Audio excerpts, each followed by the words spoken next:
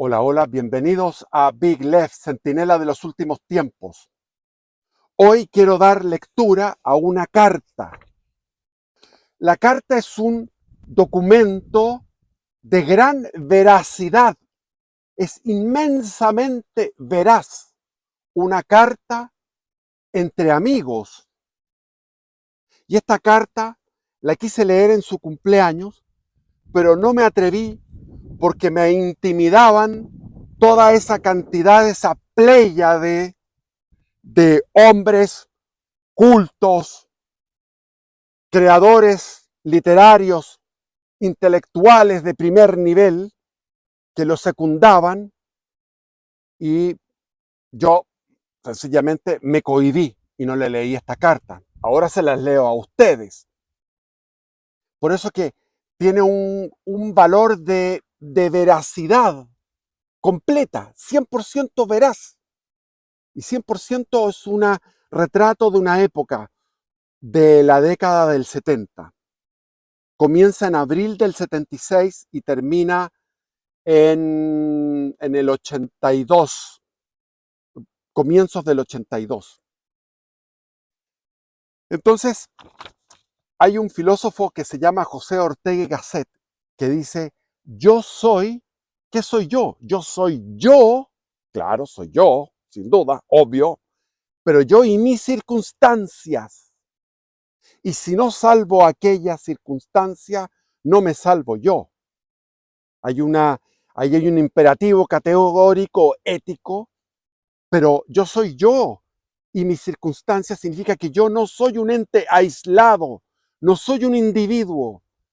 Nací de padres y en una familia, me eduqué en un colegio, etcétera, viví una época y yo no fui un ser aislado, sino que cada uno de nosotros tiene sus amistades que por algo las escogió. Incluso hay un estudio de que hay ciertas afinidades genéticas en los amigos que uno busca. Y curiosamente, claro, uno nunca se ve a sí mismo, pero una vez que, cuando comenzaron los videos, digamos, las películas estas, y yo me vi cuando era joven, dije yo, pero si estoy caminando igual que Christian Barken, o estoy hablando igual que Jorge Edwards, que los amigos que van a ser citados aquí.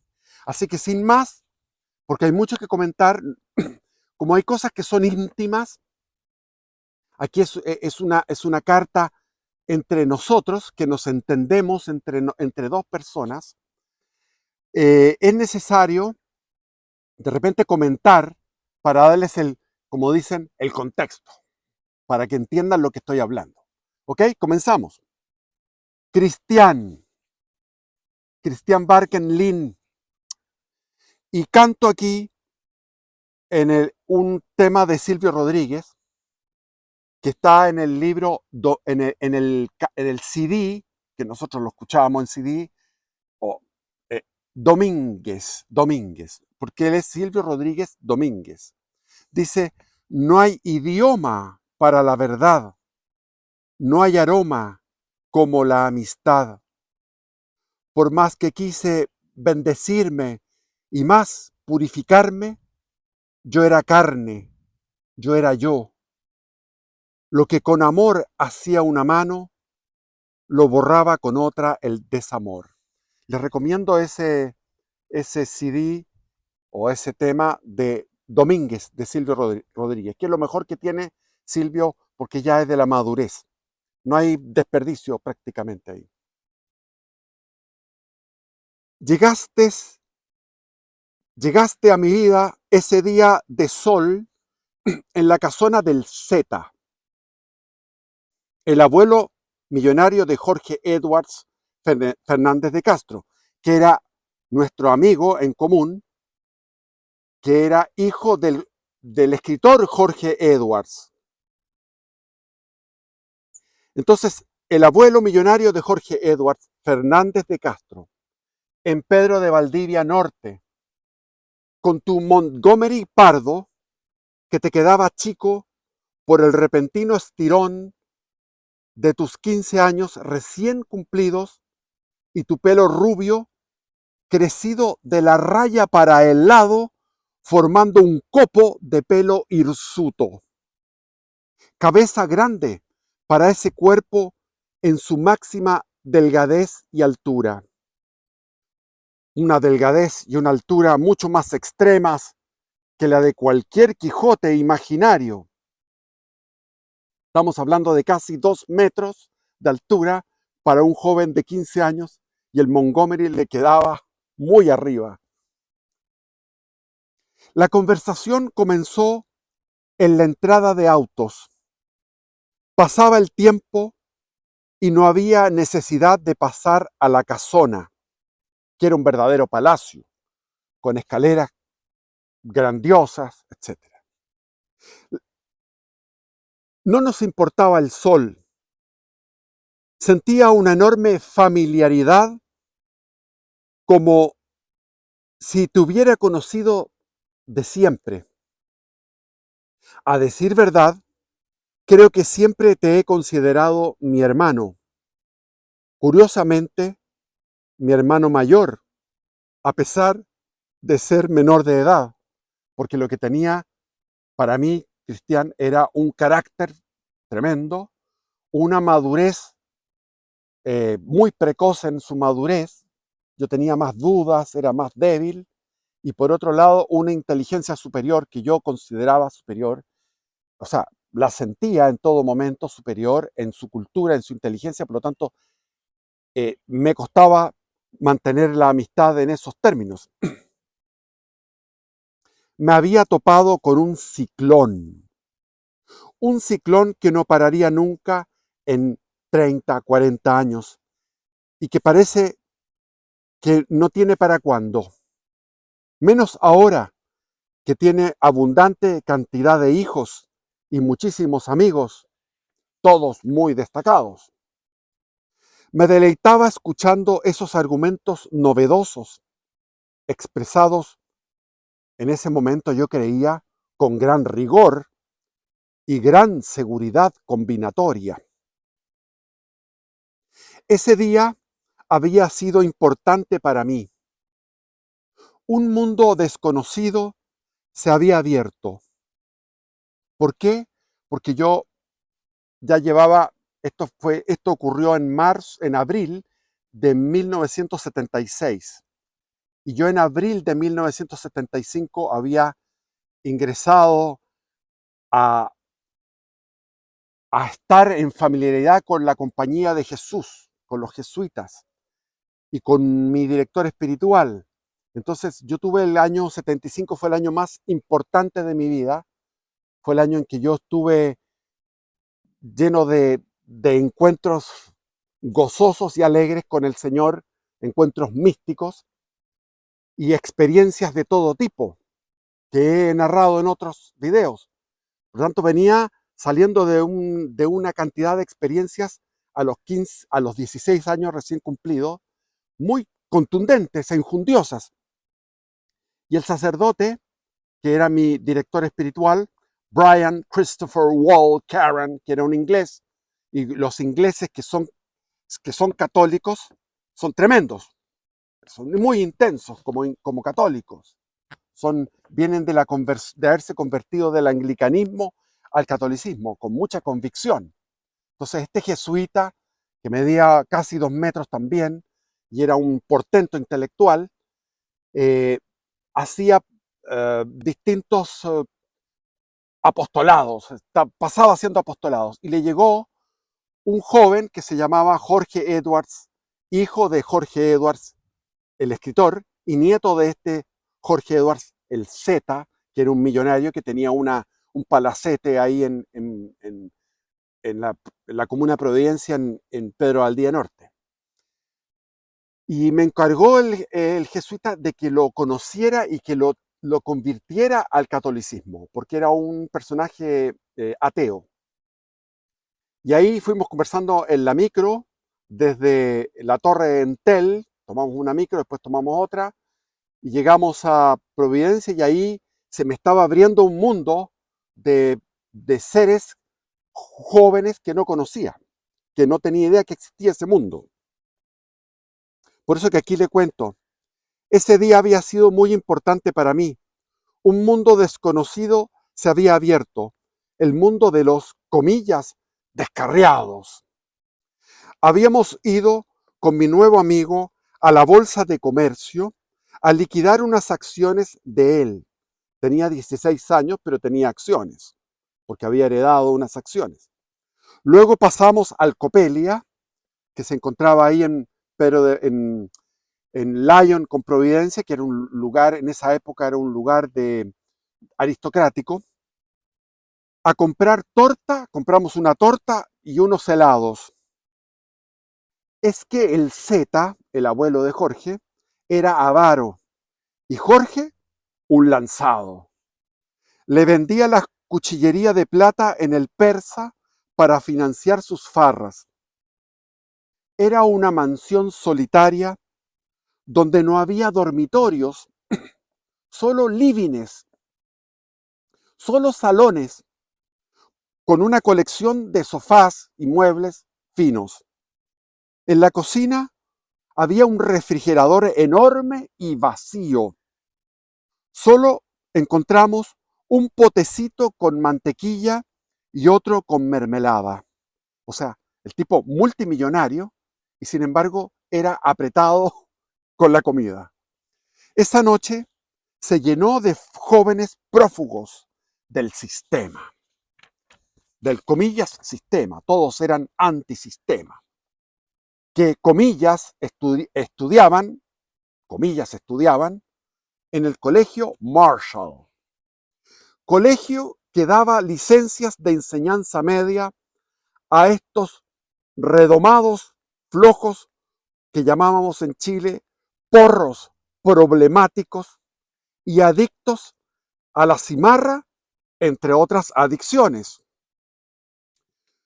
Con Cristian éramos unos atletas de las micros, unos atletas de las micros. No nos importaban los calores. Yo no me sacaba nunca ese chaleco azul de cuello cerrado que me había tejido mi madre. Aún no entiendo por qué nunca me lo sacaba. Incluso tu papá, Manuel Barken, que trabajaba como funcionario toda su vida de la CEPAL, un organismo dependiente de las Naciones Unidas, que tenía ahí donde está cerca de lo que es ahora el Parque Bicentenario, por ahí estaba el lugar de la CEPAL. Era un lugar moderno, aseado, eh, solemne, magnífico. Incluso tu papá, Manuel, me lo decía, era un hombre delgado, alto y muy caballero, un tipo de una educación extraordinaria, de tan buenos modales. Y me decía, no te sacas nunca ese chalequito, te hace daño a tu salud. Bueno, yo estaba en una vía ascética y no me importaba mi cuerpo y tampoco a Cristian le importaba el cuerpo, aunque íbamos a subir a los cerros. Recuerdo esa legendaria ascensión al Cerro Alvarado, que ahora está poblado, pero en aquellos tiempos era salvaje. Al Cerro Alvarado, mientras me relatabas La Hora 25, tu última novela que habías leído, y a veces competíamos en corridas de 3 cuadras. Recuerdo, 3 cuadras corriendo y me dejabas atrás. Eras de una velocidad tremenda. Y cuando hacíamos competencias de oratorias, entonces teníamos unos papeles donde poníamos temas para hablar y eso lo revolvíamos y teníamos que sortear los temas. Y salía un tema y tú hablabas arriba del Cerro Alvarado, te dabas una oratoria fabulosa y me tocaba a mí hablar de un tema determinado y ejercitar la oratoria, las cuerdas vocales, etc. Le conté a mi director espiritual y confesor, el que he mencionado, Brian Christopher Wall Karen, SJ, el hallazgo de un joven talentoso de pasión huracánica. Ellos siempre, los jesuitas, siempre están atentos a la casa de cerebros para la Compañía de Jesús. Recuerdo que te llevé al cuartel general ubicado en Alonso Valle. Ahí estaba Christopher Wall a 2 salas de clase, porque las celdas de los jesuitas eran antiguas salas de clases del antiguo Colegio San Ignacio de 1856. Y a dos salas de clases o 2 celdas estaba la celda que había sido de Alberto Hurtado Cruchaga. Y al lado había uno que escribía un libro, sacaba un libro cada 2 años, un libro de teología profunda, se supone, y él salía a tocar en las noches el órgano de la iglesia de San Ignacio, que es una iglesia muy austera, muy sobria y muy hermosa, una belleza neoclásica. Y ahí los dejé hablando solos, a ti y a Brian y a Christopher Wall. Después el cura inglés me dijo que mi admiración por Cristián estaba más en los ojos, en mis ojos, que en la realidad. Se sonreía porque tú le habías dicho que querías ir en las vacaciones al desierto de Atacama en tren. Y eso lo encontraba muy enternecedor, porque Christopher Wall había estado en los cerros de Antofagasta y obviamente no había tren, no había de tren para llegar a Atacama. O sea, la ignorancia que había por ser un joven, obviamente. Tú eras joven y era enternecedor con tus 15 años. En ese sentido, yo con 16 tenía ciertas ventajas. Entraba tu papá a tu habitación a participar de nuestras conversaciones filosóficas, comillas, con harto cariño y comprensión, porque los temas y los argumentos eran típicos de principiantes, como, por ejemplo, ¿cuáles eran nuestros temas filosóficos? Yo con 16 y tú con 15. El derecho de los jóvenes a usar pelo largo. Era una cosa muy importante porque no se podía usar pelo largo y nosotros era necesario usar pelo largo, el derecho. La necesidad de incorporar asignaturas destinadas al desarrollo afectivo del alumnado. O sea, no tanta información, sino que ni siquiera una formación ciudadana, sino que desarrollar el afecto. Otra cosa muy importante es el marxismo intrínsecamente perverso, como lo dijo un papa allá por la década del 30. Se refería a Pío XII, o Pío XI, que dijo que el marxismo era una doctrina intrínsecamente perversa. Entonces, bueno, nos planteábamos eso y decíamos, no puede ser. No, el marxismo no es intrínsecamente perverso, porque la miseria es terrible. Después, ¿qué es la explotación del hombre por el hombre? Según lo que había esa famosa frase de Carlos Marx. ¿Qué es la explotación del hombre por el hombre? Faltan camas en los hospitales y sobran enfermos. La perversión de la sociedad de consumo. Cuando los que consumíamos en aquellos tiempos solamente éramos una minoría en el barrio alto, el resto del país estaba pasando aprietos tremendos. Escuchábamos la cantata de Iquique una y otra vez. Y llegaba Jorge Maffei en su moto, que era Jorge, después heredó unos departamentos, vivió, nunca trabajó, y Jorge se creía de la década del 60, se creía hippie, y reclamaba porque escuchábamos estas aburridoras perorata, esta cantata de los derechos humanos. Escuchábamos Simón Bolívar, todas las cantatas de los Quilapayún y de los Inti Illimani. Y llegaba Jorge Maffei y decía, escuchemos Led Zeppelin. Y nos poníamos a escuchar a Led Zeppelin para ponernos más rockeros y más alegres. Llegaba Javier Gómez.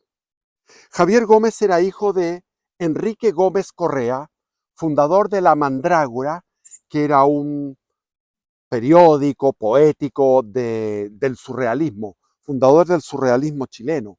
Un abogado penalista que con sus ingresos logró tener una clínica propia, y él era de las logias masónicas, y era amigo, junto con mi padre, era amigo de Miguel Serrano y amigo de aventuras, de ir a la India, de estar con los maestros en la India, etc. Y eso se lo comunicó a su hijo. Javier Gómez, hijo de otro escritor importante del país, El calor animal, un libro de poesía de eh, Enrique Gómez Correa. Él era admirador de Gandhi. ¿Quién? Javier Gómez, el hijo, era admirador de Gandhi y su ahimsa. Protagonizaba contigo, Cristian, protagonizaba junto con Moshe Mahler una huelga de estudio. O sea, se daban el lujo de hacer una huelga de estudio nada menos que en la Alliance Française de Las Condes, de Vitacura. Todavía era Las Condes, después comenzó a existir Vitacura. Existía una gran Las Condes, después se separó Vitacura. Su ahimsa, es decir, el camino de la no violencia. Los muy mimados, todos ellos muy mimados, entregaban las pruebas en blanco con la frase: se conoce solo lo que se ama. Pero para amar a algo hay que conocerlo.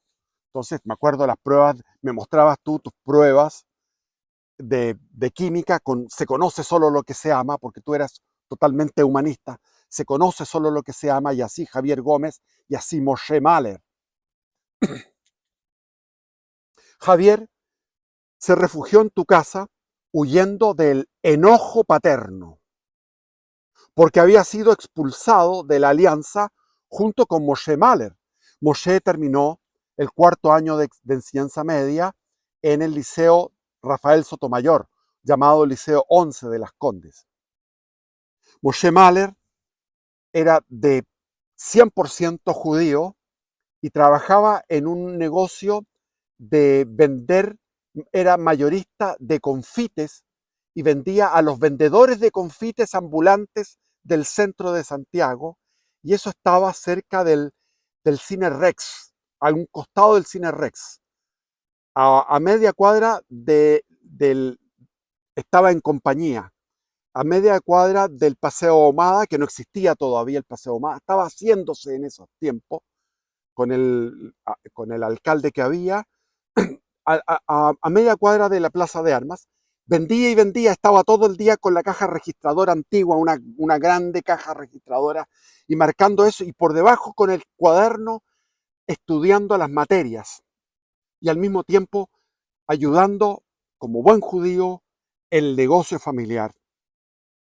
Y era de ultra izquierda y quería, como un Robespierre, poner guillotina y cortar la cabeza de toda la burguesía santiaguina. Nunca supe por qué a ti no te expulsaron y a los otros sí. Parece que los otros eran más activistas que tú, eran más entusiastas. Tú siempre mantuviste la cordura, siempre fuiste hasta el día de hoy un hombre cuerdo que se modera en todo su actuar. Tienes una virtud muy grande de prudencia. Años después me tocó a mí refugiarme en tu casa. Recuerdo cuando me fui a refugiar a tu casa. Venía arrancando de un conflicto en mi casa con mis padres y iba con el pelo rapado en cero y con mucha angustia. Tu curso en la Alianza Francesa había sido concientizado o adoctrinado por un profesor del ramo de, por un profesor del ramo de historia, que era un profesor francés, que había vivido mayo del 68 y les pasaba películas para educarlos y adoctrinarlos en la ideología de la ultraizquierda. Y finalmente fue expulsado del colegio, ese famoso profesor francés de historia. Ese curso, el curso tuyo, era un lunar, una rareza en medio de la misma Alianza Francesa, donde todos querían ser burgueses exitosos, ganadores de mucho dinero, casi todos querían ser ingenieros comerciales o ingenieros civiles industriales o médicos. La Alianza Francesa en medio del Barrio Alto, en medio de un país en toque de queda perpetuo, en eterno estado de emergencia, sin haber la más mínima emergencia en esos años. No así en los 80. Me contabas de la célula clandestina del MIR en el año 1974, formada por recién entrados a la pubertad y los miguelitos arrojados al pavimento en la avenida Vitacura, la misma por donde viste pasar a Fidel y Allende en el año 71 y que tú guardaste en tu memoria infantil. Tenías 10 años y quedaste con aquella foto de Fidel y de Allende en tu corazón hasta el día de hoy. Me pasabas la revista Letras, una revista conmovedora, enternecedora, de jóvenes de 14, 15 años de la Alianza Francesa. Y leía tu columna acerca de, por ejemplo, la filosofía perenne de Aldous Huxley, que no entendí ni una jota, no entendí nada. Es que tú eras muy joven y principiante y escribías en forma enredada y rebuscada, como corresponde a los jóvenes que no entendemos. Porque yo después leí la filosofía perenne en 2 oportunidades y es de una claridad. Como decía el mismo Ortega y Gasset, la, la claridad es la amabilidad del filósofo. Y, y Aldous Huxley tiene unos libros extraordinarios. Bueno, recomendable, Un Mundo Feliz, leerlo, lectura obligatoria. Las fronteras de la percepción y filosofía perenne. Esos tres textos.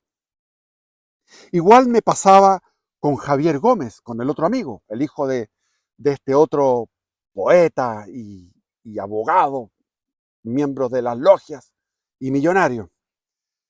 Él tenía, su pasión era el hinduismo. Estaba adscrito como juventud simpatizante del hinduismo en la embajada de la India.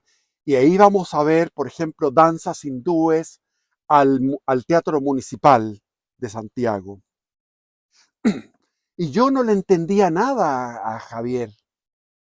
Y por eso lo respetaba. Yo decía, como no lo entiendo, lo respeto.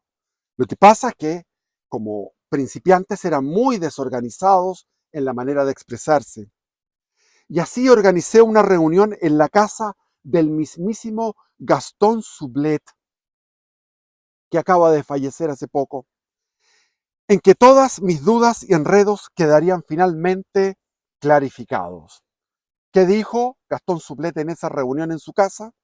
Donde estaba Javier Gómez, estaba Cristian Barken y estaba yo. Y había otro más que no recuerdo. Decía, el hinduismo es el camino del ser humano hacia Dios, pero el cristianismo es el camino de Dios hacia el ser humano. Fueron 3 horas en que escuchamos a este profesor, a este sabio Gastón Sublet, y hasta el día de hoy podría hablar una media hora, por lo menos, media hora, recordando todo lo que escuché en ese momento con mi mente juvenil de 16 años, de ese año 1976, en esa casa cerca de la rotonda Pérez Zújovich en Vitacura, en la casa del mismísimo Gastón Sublet. Reunión que yo organicé y que después salimos por la calle conversando animadamente sobre lo que él había dicho. Qué estupenda reunión con este señor de otro mundo. Y la conversación continuaba, exquisita, por las calles dormidas de Vitacura.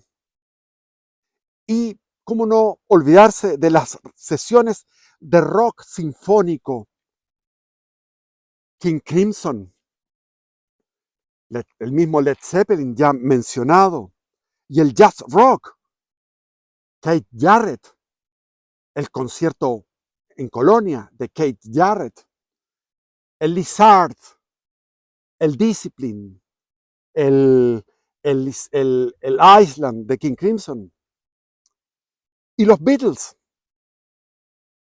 en la mansarda de Javier, porque Javier Gómez vivía en la casa de su padre y su padre tenía una casona gigante a 10 metros de Ricardo Lyon, y era una casa que tenía 3 pisos lleno de habitaciones cuadradas y arriba una mansarda.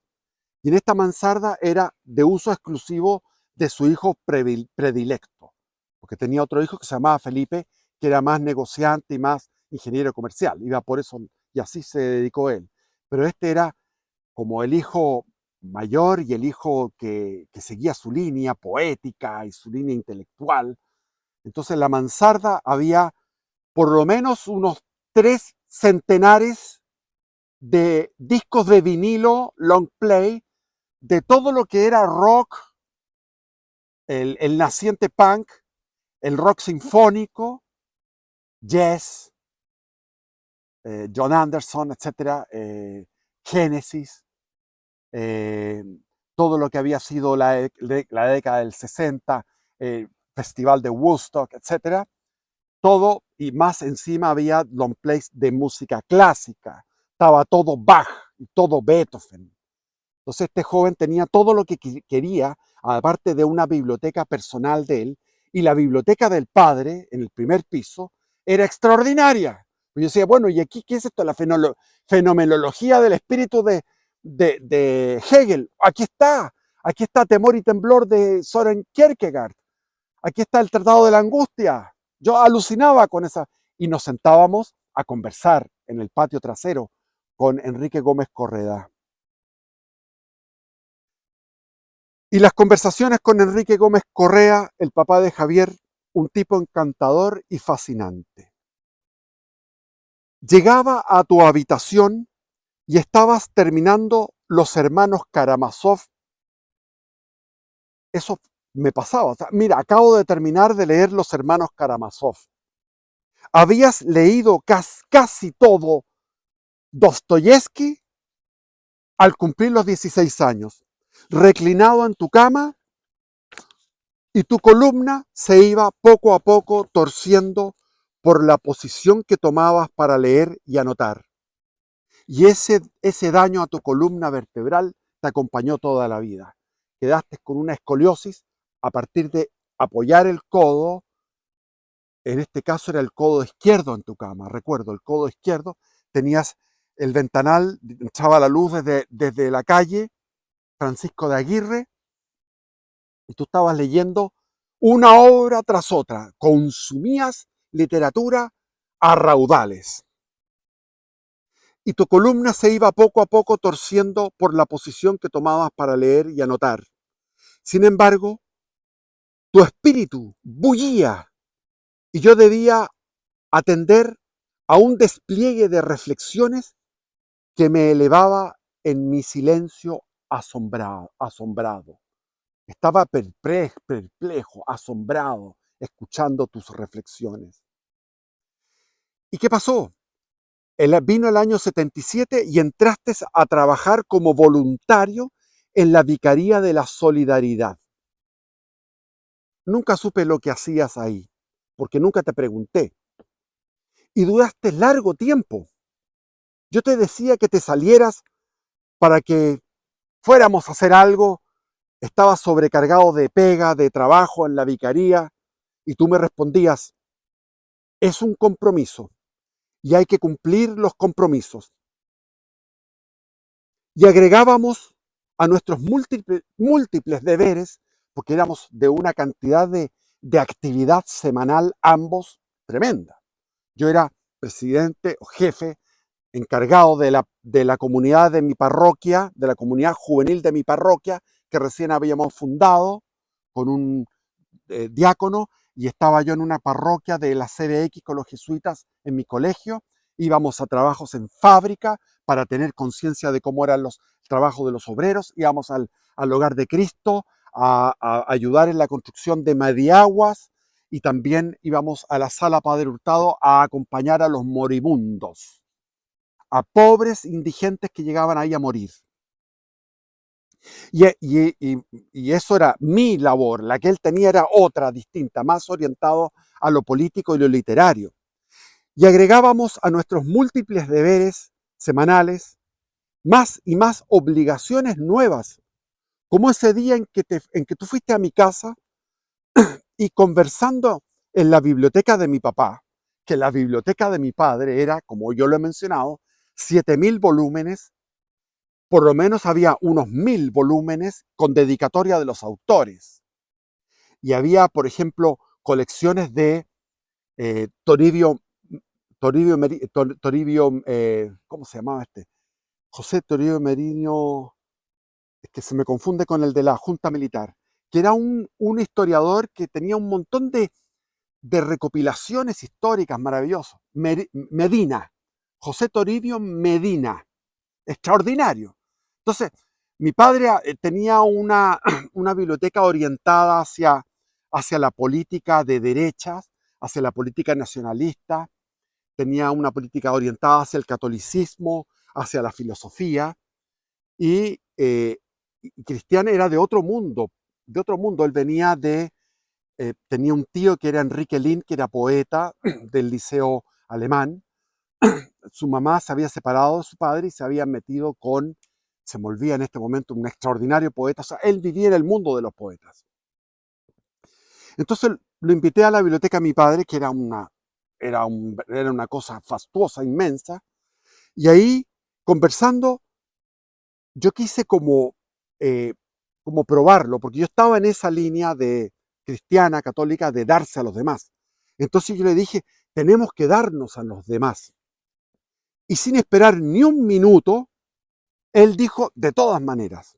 Y fuimos a buscar esa misma tarde, nos movilizamos en forma inmediata, salimos de la casa de mi padre y fuimos hacia lo que es la calle que actualmente está pavimentado, pero era una calle de tierra con árboles antiguos de la época colonial, impresionante, y ahí había unas monjitas con un colegio de inquilinos, de hijos de campesinos. Y buscamos dónde darnos a los demás. Y fuimos esa misma tarde a buscar qué, a quién y dónde darnos a los demás. Y encontramos esa misma tarde, preguntando a las monjitas, una pequeña población callampa, una población de miseria que estaba detrás del monasterio benedictino. Nos propusimos enseñar y entretener a los niños pobres. Sin embargo, tú me advertías que debíamos ser muy respetuosos y delicados con los pobres. Invitamos también a Javier para visitar cada hogar y creamos lazos de confianza con los padres y salíamos de excursión y Javier les tocaba la flauta traversa, que estaba practicando eso, y les hacía exhibiciones de Hatha Yoga, pero Hatha Yoga de alto nivel. Corríamos los alrededores campestres, recorríamos todos los alrededores campestres de lo que hoy es San Carlos de Apoquindo, que era puro campo, jugando, cantando y conversando temas educativos. Años después, pasaron los años, y me encontré con otros jóvenes del barrio alto que seguían haciendo esa misma labor, como que se había generado una posta sin que nosotros nos propusiéramos. Y todo esto surgió de un par de frases en una tarde cualquiera, sentados en la biblioteca de mi papá. Los campamentos de las Contes se fueron erradicando a poblaciones de concreto en Renca, porque afeaban el barrio, mejoraban la vivienda, pero perdían sus fuentes de trabajo en el barrio alto. Yo recuerdo lo que hacía era, por iniciativa propia, ir con una carretilla recuperando toda la basura botada, porque había una mentalidad que existe hasta el día de hoy en Chile de abandono de las cosas. Uno se encontraba una lata de jurel abierto, pañales, todo tipo de plásticos, todo tipo de desechos. Había un basural en la misma población. Entonces iba con una carretilla recogiendo la basura y juntándola en un montón. Y dije, este es el basural. Y fui hablando con todas las dueñas de casa, golpeando las puertas, que eran puertas eran materiales, eran viviendas hechas de autoconstrucción, con materiales livianos. No tenían vidrio, sino que eran de plástico. El vidrio era de plástico. El frío en el invierno era tremendo, con piso de tierra. Y a ellos les decía, educando a las madres, de juntar toda la basura en ese basurero, educando lo que era eso eran las labores que hacíamos. Ay, la Plaza de Armas de Santiago. Nos juntábamos los dos en la estatua de Pedro de Valdivia todos los domingos para ir al cine, siempre consultando en el kiosco el diario La Segunda, con la cartelera. Pedíamos el diario La Segunda porque no teníamos para pagar el diario. Ojeábamos el diario donde estaba la cartelera. Eso nos permitía el del kiosquero, el que estaba en el kiosco, en la misma Plaza de Armas, y veíamos lo que había de oferta de películas, de cine, porque en el centro había unos 20 cines, unas 20 salas de cine. Y después, siempre viendo cine, nos encontrábamos con Moshe, que estaba trabajando en la esquina de Ahumada con compañía, cerca de la esquina, en su negocio, cuando él estaba siempre con el dedo tecleando la caja registradora, y ahí conversábamos.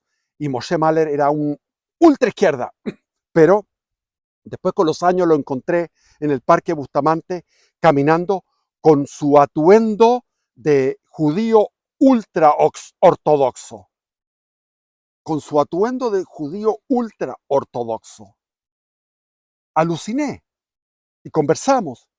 Y me habló de la reconstrucción del templo en Jerusalén, todavía pendiente, y que el cristianismo es muy ingrato con respecto a lo que le debe a la religión judía, completamente un judío ortodoxo. ¿Cuándo vamos a encontrar en Santiago de Chile un judío ultra ortodoxo? Y más encima de origen chileno. Una necesidad interior me urgía a evangelizar a estos ateos. Y estos ateos terminaron por arrastrarme hacia su ateísmo, hacia su no creencia.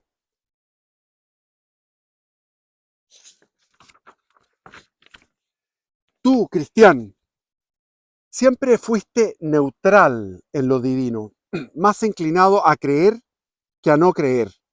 Y con el paso de los años, decididamente a no creer, no estar muy seguro y continuar con la misma senda de inseguridad en la fe.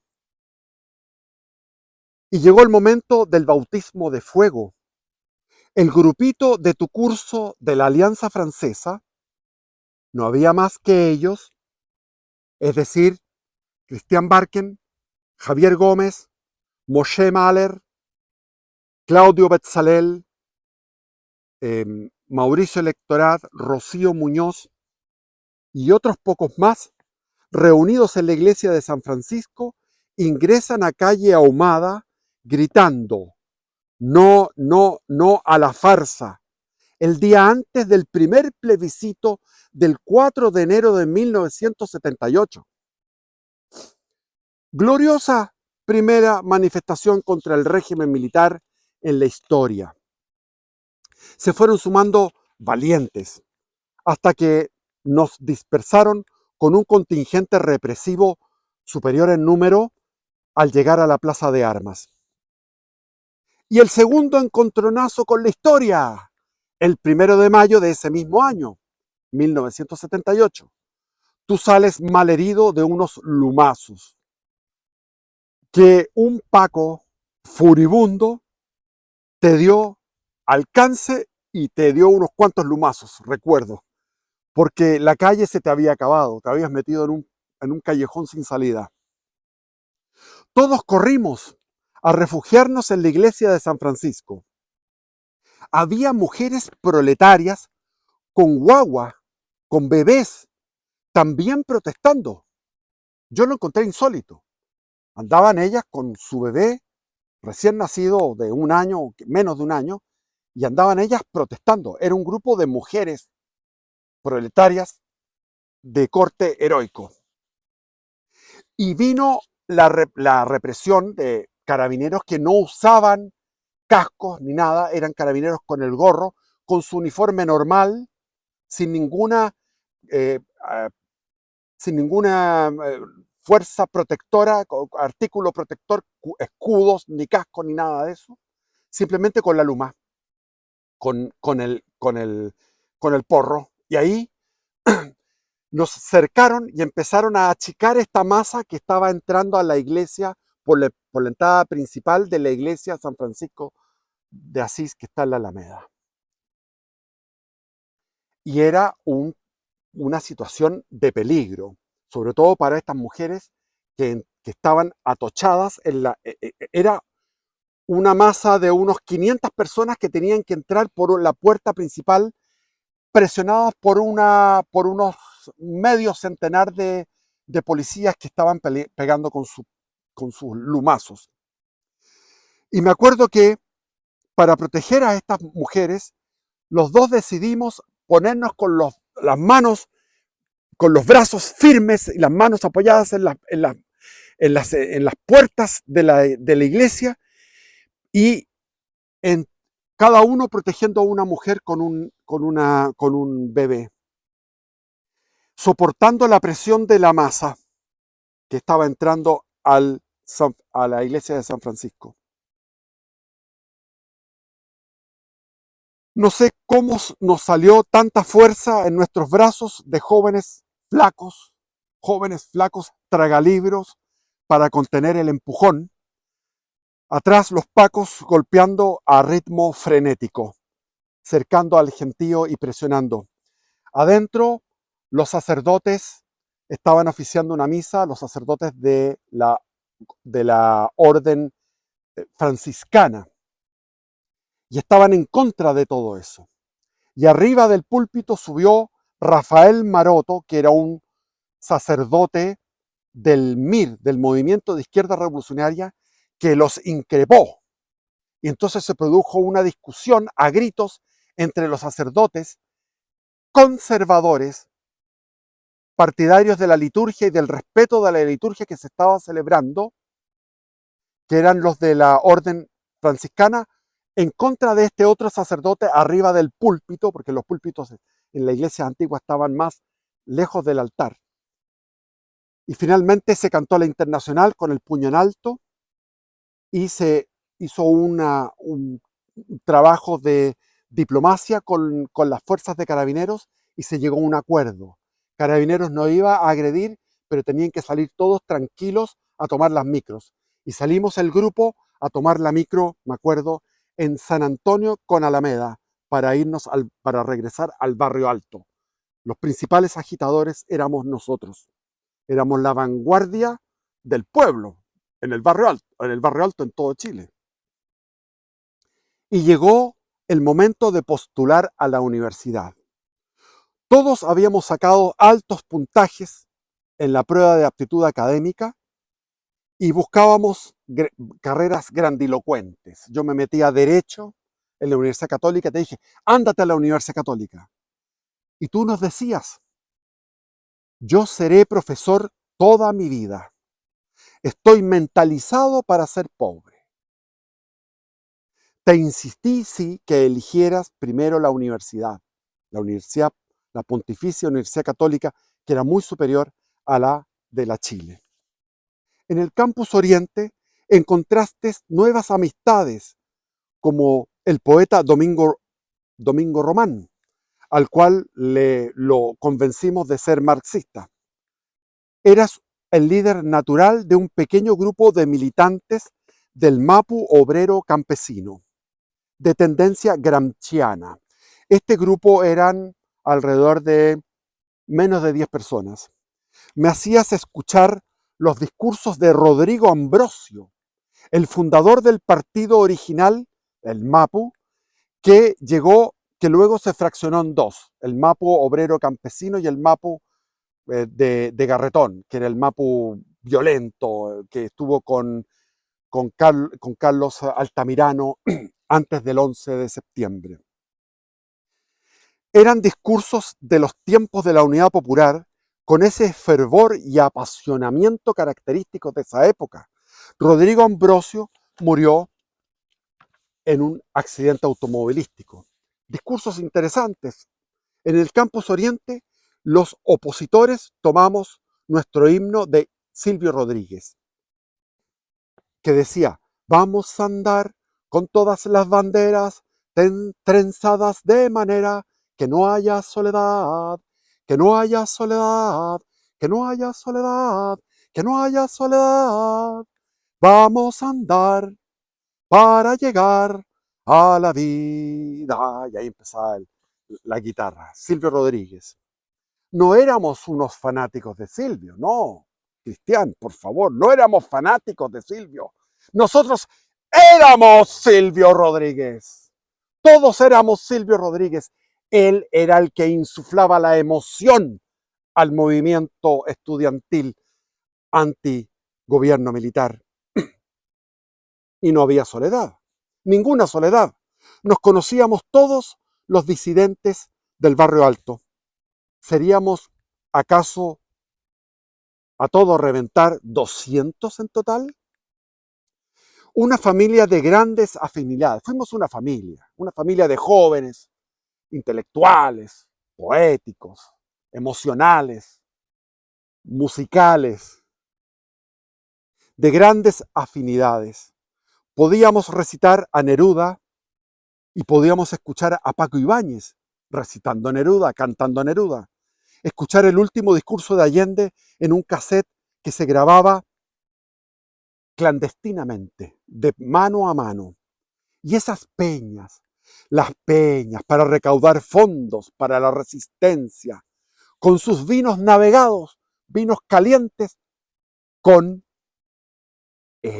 con naranja, el vino navegado dulce, exquisito, con los payadores, geniales payadores, con los cantautores, con sus ritmos y finalmente la salsa.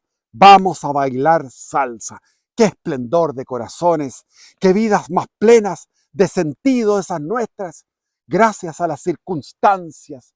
Yo soy yo y mis circunstancias eran circunstancias épicas. Qué buena gente era toda aquella. Sin duda eran buenos jóvenes, muy, eh, muy épicos y muy éticos. Mucha pasión política en los patios de la universidad, mucha pasión intelectual y búsqueda ansiosa de la verdad, lectura de distintas fuentes, leer a la Marta Harnecker sobre el materialismo histórico. Nuestros intelectuales en los patios, había intelectuales, jóvenes intelectuales en los patios, más que en las aulas. Los verdaderos maestros estaban sentados en el pasto del patio trasero fumándose un cigarrillo de marihuana. Y para algunos afortunados, algunos, no nosotros, mucho sexo. No para nosotros, porque tú eras un ganso, eras un perno, y yo también. Yo quería dejar de ser un nerd, pero me costaba y no lográbamos encontrar el encuentro, no lográbamos coger a un amante. Y yo estaba en ese momento deprimido, enfermo por la duda metódica, había perdido la fe, por lo tanto todo era duda, todo era duda. En cambio tú descargabas tu energía erótica en las clases de judo y yo corriendo por las calles, el primer runner de Chile, que ya llevaba años, llevaba una década corriendo desde febrero de 1973. Experimentaba yo una dialéctica interior desgarradora, la más desgarradora que puede darse, porque yo podía ser en un día o en la mañana podía ser católico porque echaba de menos a la fe, pero en la tarde era ateo y era sartreano y creía en la náusea de la vida, en el ateísmo sartreano existencial, y leía la Simone de Beauvoir al mismo tiempo que echaba y tenían nostalgia por lo que había sido mi época de fe. Por lo tanto, la dialéctica que yo vivía era atroz. En cambio, tú estabas en lo propio. Por eso tenías la seguridad de lo propio, de lo que había sido la formación de tu familia. Y la política no paraba. Seguían las manifestaciones en el campus Oriente contra el régimen militar, siempre reprimidas por los estudiantes de Derecho, que salían a golpearnos, y todo acababa con la llegada de los refuerzos. Resistíamos a los estudiantes de Derecho, pero llegaban los refuerzos del campus San Joaquín, los estudiantes de Ingeniería, aquellos fachos del barrio alto, que llegaban con sus parcas y con su ira a reprimirnos. Eran cientos de estudiantes de las carreras de ingenierías, muy animosos en participar de la golpiza. Nos tocó ser apoderados de mesa en el plebiscito del 80, el segundo plebiscito, para aprobar la Constitución del 80, y pudimos constatar con tristeza, algunos con lágrimas, pudimos constatar en el terreno que el pueblo llano apoyaba en un 65%, un 65% real a la dictadura de Pinochet. La economía estaba boyante. El gobierno tenía 8 años más para seguir transformando el país a su antojo. Los jesuitas decían, tenemos 8 años ahora para enfrentarnos a este régimen, porque viene el plebiscito de octubre del 88 y estábamos hablando del 80. Desde el 80 estaba planificándose el triunfo del plebiscito del 88 para que Pinochet dejara el mando el 11 de marzo de 1990 y no se prolongara por otro periodo más, como lo indicaba la Constitución. El discurso del triunfo en ese plebiscito, esa noche del 11 de septiembre de 1980, en esa noche Pinochet dio un discurso filosófico y poético. Prometió a los chilenos que por apoyarlo, él les, les garantizaba que en menos de 15 o 20 años llegarían todos a tener, cada familia tendría un auto y un televisor a colores. Promesa que se cumplió. Promesa que 100% se cumplió. Ante la derrota política de ese plebiscito el año 80 y ante sentirnos que éramos un grupo pequeño, que habíamos protagonizado una serie de actos temerarios, pero que no lográbamos juntar a la masa porque la masa en un 65% apoyaba a Pinochet, empezó a hablar Cristian y me decías tú, Cristian, es el momento de irnos a Europa. Me insistías una y otra vez.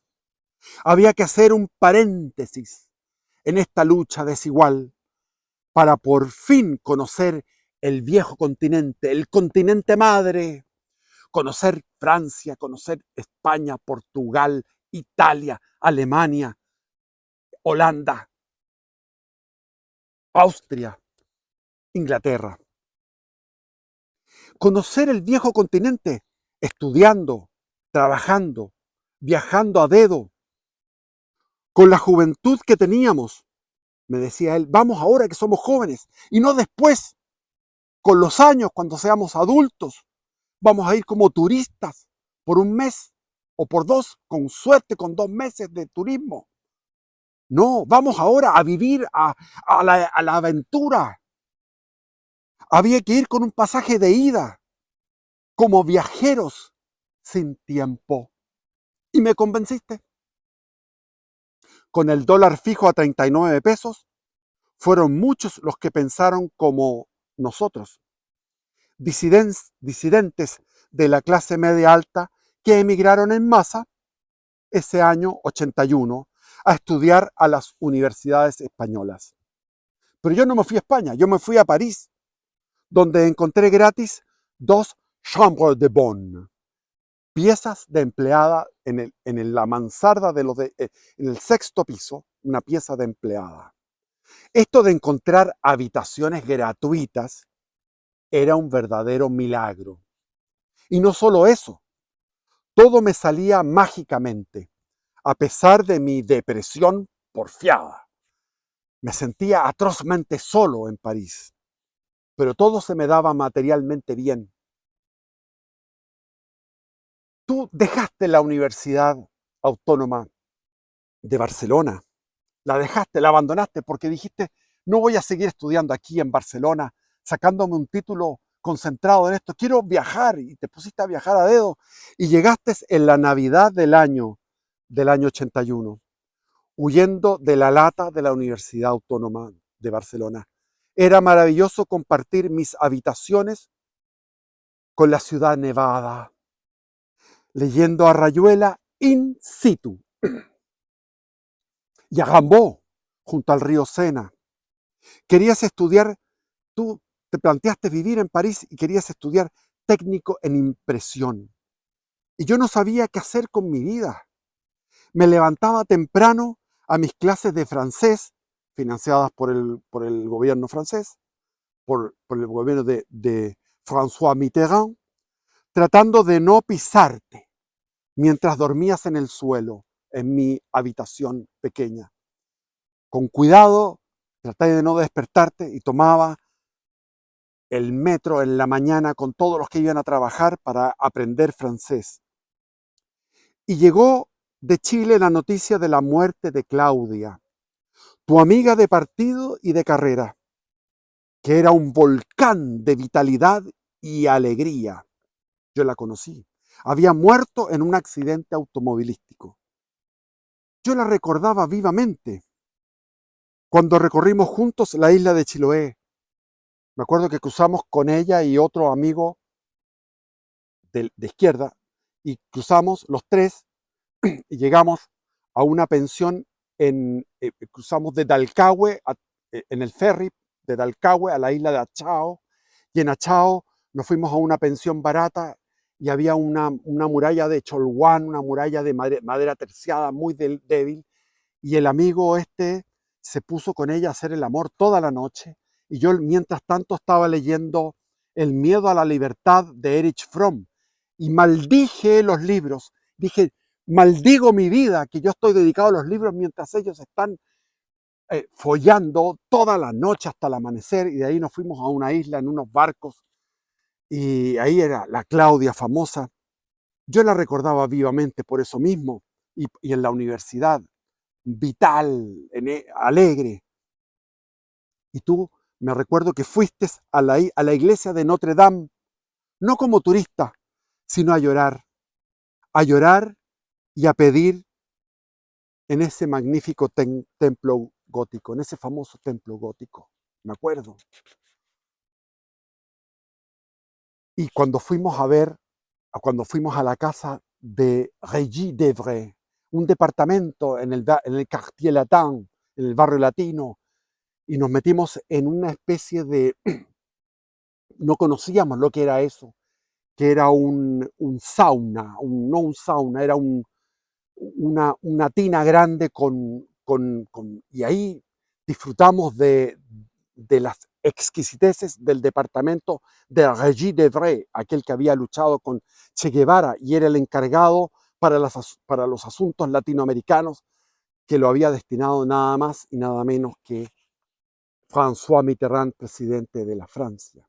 Y conocimos también, ¿te recuerdas?, a Jacques Chonchol, a Pablo Slashevsky, el, el dueño de la editorial LOM, que es una editorial de extrema izquierda, Pablo Slashevsky, al papá de Pablo Slashevsky, a la viuda de Orlando Letelier, etc. Y a la Carmen Castillo, viuda de Miguel Enríquez, el secretario general del movimiento de izquierda revolucionaria. ¿Y te acuerdas cuando iban en la casa de Carmen Castillo, en el departamento, en la Rue d'Anton, iban los franceses a ofrecerle armas, a venderle armas a los miristas, a los jefes del MIR? Estaba ahí Nelson Gutiérrez comprando armas, ¿te recuerdas? Visitábamos el centro Beaubourg, el centro Georges Pompidou, todos los días con Javier, que también estaba ya estudiando flauta traversa en el Conservatorio de París. No nos perdíamos los museos de arte, íbamos a todos los museos de arte, el Museo de los Impresionistas, el Louvre. Salíamos en tren a los alrededores a visitar parques melancólicos mientras tú me leías en el viaje a César Vallejos. Ahí quiero leer a César Vallejos en honor a ti, voy a leer a César Vallejos, cuando íbamos nada más y nada menos que a Versalles, al Palacio de Versalles, íbamos escuchando en el tren, y yo escuchaba la manera como tú me leías los poemas de César Vallejos. Yo moriré en París un día de aguacero del cual tengo el recuerdo. Es una maravilla todo eso. Hay golpes en la vida tan grandes, yo no sé, golpes como la ira de Dios. La ciudad luz para nosotros no era tan ciudad luz. La soledad de a dos o de a tres con Javier. La distancia cultural con los refugiados políticos, que se dedicaban a lo que nosotros llamamos, comillas, la fiesta del poto, cierre de comillas, para el que no es chileno, la fiesta del culo. A follar y follar con el mayor número de extranjeras posibles. A eso se dedicaban los refugiados de la izquierda chilena. Nosotros sufríamos de envidia, sufríamos de calientes, porque queríamos hacer por lo menos un cuarto de lo que hacían estos amiguitos chilenos refugiados con tantas mujeres francesas de izquierda, y se acostaban con una, con otra, algunos tenían 3 o 4, incluso hasta 5 amantes simultáneas. Ojo, todavía no llegaba el SIDA, que llegó unos años después.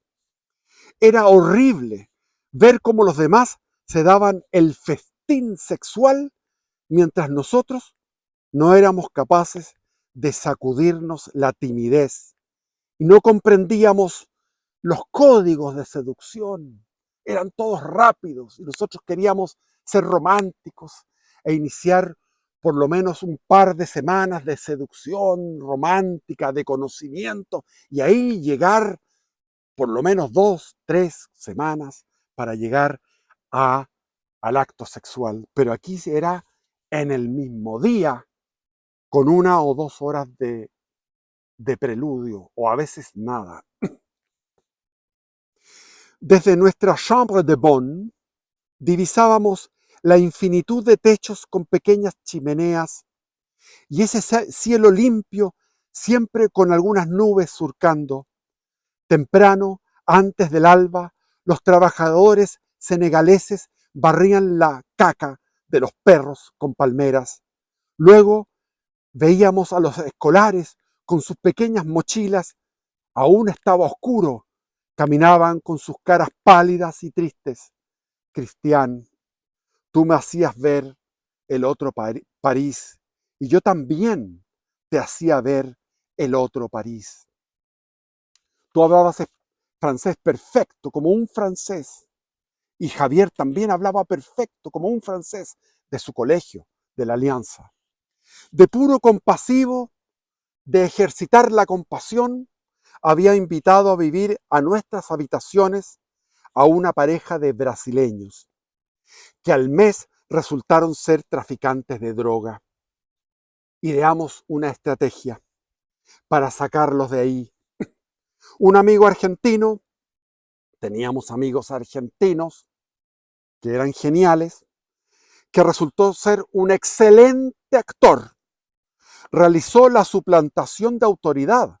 Él tomó, él se hizo pasar por un inspector municipal que venía a nosotros con una denuncia de los vecinos. Los vecinos ni se quejaron de nosotros. No había ningún quejido de los vecinos. Nos pidió los papeles de arrendamiento y otros. Yo fingía susto y terror, aunque estaba a punto de estallar de la risa, con la cara contraída cuando uno va a reírse, puede simular el dolor. Entonces, como yo me iba a reír a carcajadas con esta simulación, hice así, como que me dolía aquello. Cuando se marchó el inspector, los brasileños murmuraron: malditos franceses. Bien, habían mordido el anzuelo y al día siguiente nos fuimos todos. Aunque yo hice mi maleta, me despedí de ellos y di la vuelta a la manzana para regresar a la misma habitación que había dejado y llamar desde un teléfono público a ti, Cristian, que vinieran con todos los argentinos y otros chilenos a celebrar la recuperación de las piezas. Mientras estábamos empinándonos unas cervezas al ritmo de la música y a las risas, llegaron los brasileños a buscar una lámpara que se les había olvidado. Uno de ellos se rió, el otro miró hacia el suelo con cara de tristeza por la traición que yo había ejercido con ellos. Llegó el día en que el ciclón Barken me arrastró a una autopista para salir para siempre de la ciudad luz. Basta de París, me dijo. Vámonos, vámonos de París. Nos pusimos en una autopista llena de tréboles, de autos que pasaban a toda velocidad y hacíamos dedo, hacíamos autostop, pedíamos que se detuvieran los autos en dirección a Lyon. Y de ahí íbamos a llegar a Roma, a Italia. Pero vino una lluvia torrencial y la autopista era infernal por los malditos automóviles. Y yo no quería abandonar la comodidad que tenía de que estaba cuidando a la madre de Juan Emar, uno de los escritores más notables del surrealismo chileno, hijo de Eleodoro Yáñez. Ella había sido esposa de Eleodoro Yáñez, tenía más de 100 años y yo la cuidaba y ganaba buena cantidad de plata. Y yo no quería abandonar mi comodidad, no quería irme de viaje porque ya había viajado harto a dedo, ya había ido a Berlín, etc. Y me invadió la angustia. De pronto se detuvo un auto y tú corriste mientras me decías: sigue haciendo dedo, no te rindas. Y yo te gritaba: no seguiré. Pero después te dije, cuando ya cerraste la puerta, te grité: te espero a la salida sur de Lyon. Al rato me para un Mercedes-Benz antiguo, un cacharro antiguo y psicodélico, lleno de dibujos psicodélicos. Eran dos parejas de hippies alemanes que iban rumbo a España. Años después, supe que tu automovilista te dejó en otro trébol y no pudiste salir ese día, que regresaste bajo la lluvia a la Chambre de Bonne. Me dejaste una nota, no vuelvas atrás, no te rindas. Y yo ya estaba en Lyon. Y de Lyon seguí con estos fumadores de marihuana, durmiendo en el mismo Mercedes-Benz antiguo, y cruzamos hacia Cataluña, llegamos a Barcelona. Y tú llegaste a Roma, y después yo llegué a un bellísimo pueblo de pescadores artesanales en la costa de Asturias. El mismo pueblo y la misma jovencita que había visualizado con detalles precisos mientras deseaba huir de la metrópoli parisina, mientras cuidaba de la madre de Juan Emar de 102 años. En esa época no había celulares y éramos más sensibles a las fuerzas invisibles que nos acompañaban en cada lugar y situación. Yo debía ir a España y tú debías ir a Roma. Nuestro instinto, nuestras circunstancias nos llevaron a distintos países, nos separaron, pero nos volvimos a encontrar en Santiago en el 1985, un Santiago tan diferente de los años 70. Se habían producido los estallidos sociales, todo el año 83, el 84 había sido de revueltas callejeras contra el régimen militar. Lo que nosotros habíamos fundado, la semilla que habíamos plantado, había crecido de forma rápida, monstruosa. Pero tú te habías apartado de eso, estabas ya recibiéndote de profesor de castellano y habías fundado el periódico Noreste, que hablaba de la vida peligrosa, de la aventura. Y al poco tiempo eras profesor del Santiago College y eras papá de Benjamín. ¡Oh! Me cansé de escribir. Falta la segunda parte, que es la amistad en la adultez. Bendiciones. Viva Cristo Rey.